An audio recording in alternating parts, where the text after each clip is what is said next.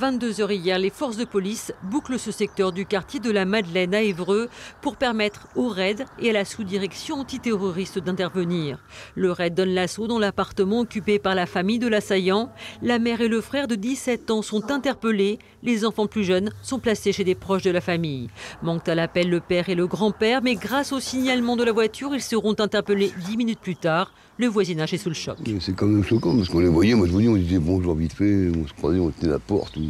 On a vu les policiers rentrer, on s'est dit ouais, c'est bizarre.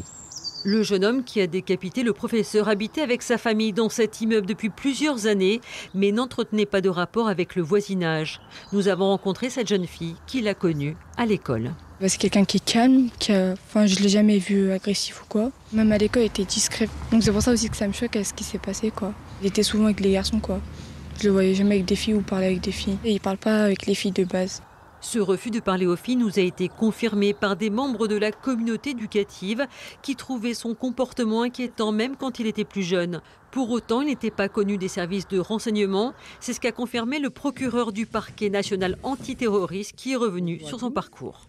L'individu neutralisé était porteur d'un titre de séjour délivré le 4 mars dernier et valable jusqu'en mars 2030 au nom de Abdulak Abouyezidovitch A, né le 12 mars 2002 à Moscou, en Russie. Sur un plan judiciaire, il n'a jamais été condamné, tout en étant connu pour des affaires de dégradation de biens publics et de violence en réunion, alors qu'il était encore mineur. Par ailleurs, 2 personnes ayant été en contact avec l'agresseur se sont présentées spontanément au commissariat d'Évreux hier soir. Elles sont aussi en garde à vue.